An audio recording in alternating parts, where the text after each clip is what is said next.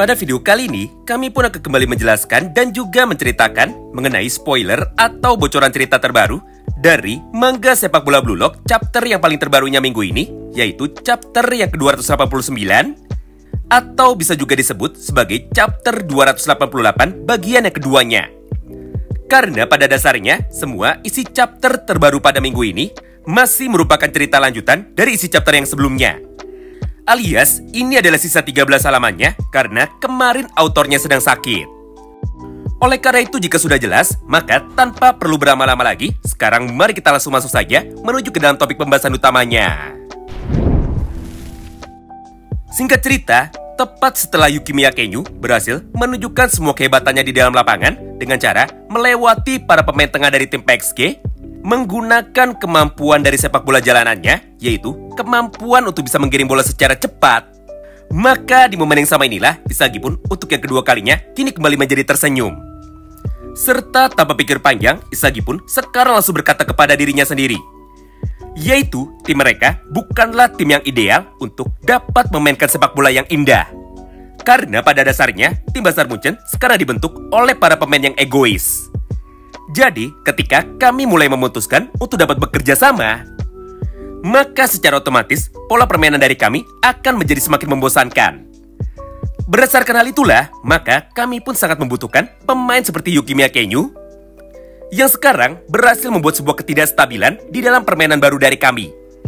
Mengingat dengan cara yang dilakukan oleh Yukimiya, maka secara otomatis kami pun jadi bisa memberikan efek kejutan menuju kepada para pemain tim PSG. Serta dengan cara seperti ini jugalah, maka kami pun jadi memiliki kesempatan untuk bisa terus berkembang di dalam permainan sepak bola modern seperti ini. Jadi, jika aku dan juga Michael Kaiser bisa memanfaatkan semua kemampuan yang tidak terduga, maka sudah jelas kami berdua pun pasti akan bisa menemukan sebuah celah untuk dapat kita manfaatkan menjadi gol. Sementara itu, respon yang sangatlah berbanding terbalik kini justru malah dapat kita lihat dari sudut pandang Yukimiya Kenyu. Di mana pada halamannya berikutnya, Yuki pun sekarang kembali menunjukkan semua kemampuan sepak bola jalanannya lagi. Dengan cara menggunakan teknik gocekan berputarnya dalam kecepatan yang sangat tinggi, mirip seperti pada gambar ini. Sehingga pada kesempatan itulah, Yuki pun pada akhirnya mampu melewati dua orang pemain bertahan dari tim PSG dengan sangat mudah sekali.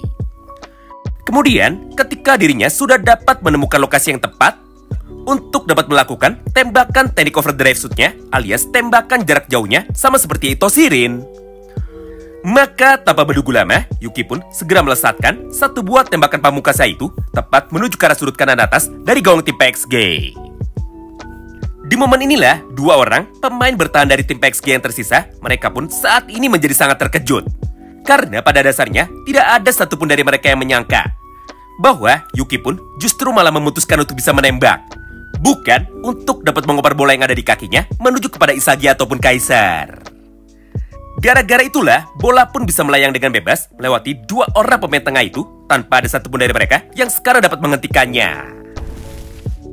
Beruntungnya, tepat di tengah ketegangan ini, tiba-tiba saja muncullah satu orang pemain tengah dari tim PSG yang kebetulan sudah menggunakan kemampuan mata metavisionnya untuk bisa mencoba menebak kemanakah arah bola tendangan dari Yukimiya Kenyu.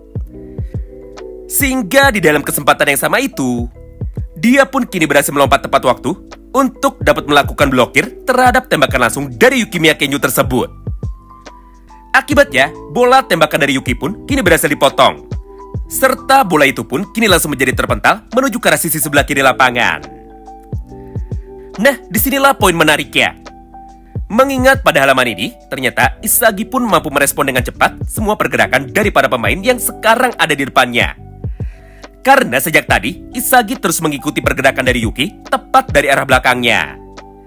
Sehingga ketika bola hasil tembakan dari Yukimiya Kenyu sekarang sudah berhasil diblokir, maka Isagilah orang pertama yang memutuskan untuk dapat segera bergerak demi dapat mengambil bola liar setelah bola itu terpental. Lalu, ketika bola itu sudah mendarat tepat di kaki Isagi Yoichi, maka di momen yang sama tersebut, Isagi pun kini segera mengoper bola yang ada di kakinya menuju ke arah Alexis Ness sambil berkata seperti ini kepadanya, yaitu, ayo kita lakukan, atau ayo kita lewati mereka dengan menggunakan teknik 4-1-2 kita. Karena dengan cara seperti ini, aku pun pasti akan bisa mencetak gol.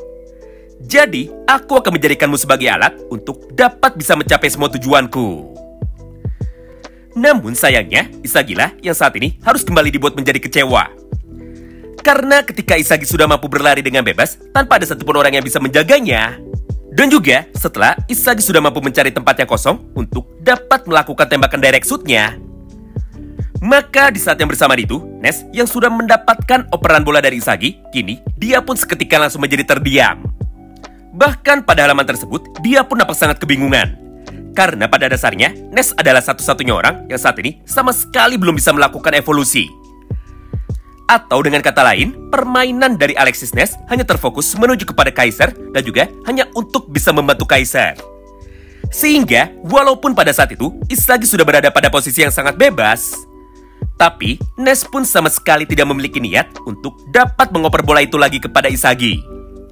Sebagai gantinya, Ness pun sekarang langsung mencoba untuk bisa mencari di manakah posisi dari Michael Kaiser.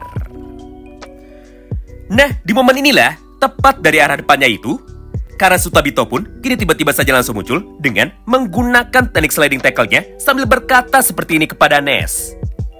Haha, terima kasih karena sudah mengulur waktu. Karena berkat kebodohanmu itu, maka kami pun sekarang bisa merebut bola ini dari kalian. Padahal, jika dirimu memilih untuk dapat mengoper bola itu kepada Isagi, maka permainan dari kita pasti akan selesai. Namun di momen itu, kau sendiri malah tetap mencoba untuk dapat mengoper bola itu kepada Kaiser. Padahal sudah jelas, Kaiser sekarang sedang dijaga oleh dua orang pemain terkuat kami, yaitu Ito Shirin dan juga Ryusei Shido. Nah, akibat teknik sliding tackle dari Karasuta Bito itu, maka bola pun kini langsung menjadi terpental menuju ke arah luar lapangan. Sampai pada akhirnya, hal itu pun menghasilkan lemparan bola ke dalam bagi para pemain dari tim Bastard Munchen. Menyaksikan semua kejadian itu di depan matanya, Yuki pun saat ini langsung berkata kepada dirinya bahwa gaya permainan dari Ness mirip seperti dirinya yang dulu. Karena pada dasarnya, Ness pun tetap mencoba untuk dapat melakukan satu gaya permainan yang sama, yaitu dengan cara mengoper bola yang ada di kakinya menuju kepada Kaiser, walaupun itu sekarang sudah tidak berfungsi. Bedanya dengan diriku, jika aku dulu bermain dengan egois dengan tujuan untuk dapat mengembangkan semua kemampuanku sendiri. Namun Ness pun justru malah memilih untuk bisa bermain egois demi dapat melayani orang lain yang sekarang orang itu sudah tidak peduli lagi kepada Ness. Jadi gara-gara itulah, Ness pun sekarang sama sekali tidak memiliki ikatan dengan para pemain dari tim kita. Sehingga tidak heran jika permainan dari dirinya sekarang menjadi sangat tidak masuk akal alias tidak rasional. Yang artinya, Ness adalah sebuah penyakit kanker di dalam permainan sepak bola kita yang sekarang sudah berevolusi. Jadi jika dirinya tetap tidak bisa merubah gaya permainannya itu, maka sudah jelas keseimbangan di dalam tim kita sekarang justru malah akan menjadi hancur. Tidak hanya itu, karena pada akhir kalimatnya tersebut, Yuki pun sekarang juga langsung menambahkan bahwa permainan dari tim mereka sekarang terpusat kepada Isagi dan juga terpusat kepada Kaiser. Jadi bagi siapapun yang tidak bisa mengimbangi permainan dari mereka berdua, maka secara otomatis mereka pun sekarang sudah tidak bisa digunakan, serta mereka pun sekarang sudah tidak relevan. Nah, hal yang serupa pun kini diucapkan juga oleh Isagi dan juga Michael Kaiser. Di mana pada halaman yang terakhirnya, Kaiser pun kini segera berjalan untuk dapat bisa menghampiri dirinya sambil berkata seperti ini kepada Ness. Woi, Ness, mulai dari sekarang dirimu harus berhenti bermain sepak bola. Karena pada dasarnya, kemampuanmu sekarang sudah tidak dibutuhkan lagi. Sedangkan di sisi lainnya, Isagi pun sekarang juga langsung menambahkan bahwa ini adalah dead game alias ini adalah permainan hidup dan juga mati. Jadi jika Ness tidak bisa mengimbangi mereka berdua, maka lebih baik Ness pun memutuskan untuk dapat segera keluar. Wow, menarik banget ya.